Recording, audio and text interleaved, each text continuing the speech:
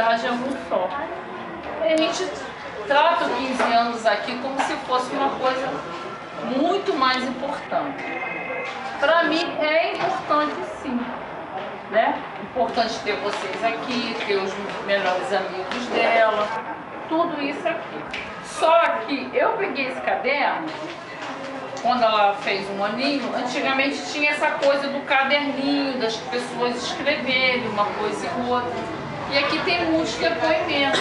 De gente que estão aqui, gente que já foi embora e gente que não conhecia a Kelly. Mas eu vou ler o meu depoimento de 15 anos depois, o que eu escrevi na época que ela tinha um aninho. Vou ler para vocês. Que eu, quando peguei o caderno, eu me emocionei. Tem coragem mesmo, valer? Então, vamos lá. Vamos ver se eu vou conseguir chegar ao 15 anos passados, ela não usava óculos na época. tem isso também. Aí eu escrevi dessa forma, abri o caderno, né? É difícil imaginar que Deus cuida de todos os bebês, tanto quanto do meu. É difícil imaginar que Deus acompanha a gravidez de todas as mulheres com todos os seus altos e baixos de suas emoções, tanto quanto acompanhou a mão. Calma, filho. Vai devagar, você vai conseguir.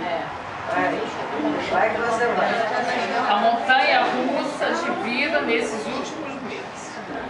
E isso faz parte da minha vida. Imaginar a onipresença divina. Estou agradecida porque mesmo não podendo compreender, pelo menos fui agraciada com o dom de confiar. Obrigada a todos que acompanharam o crescimento do meu bebê, que estão hoje homenageando seu primeiro.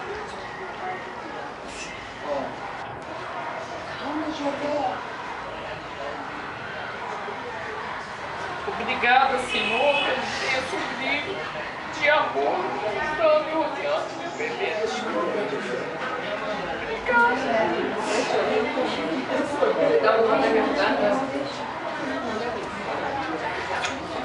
Obrigada, Kelly, por você existir. Sábado, dia 21 de 3 de 98, Mamãe Deli.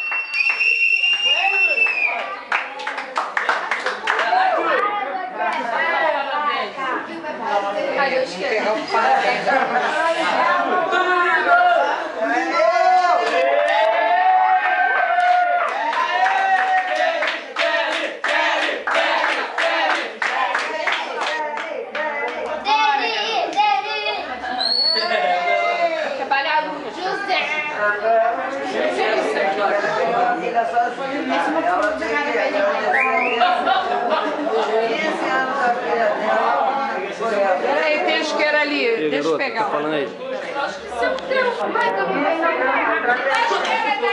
o João tá passando.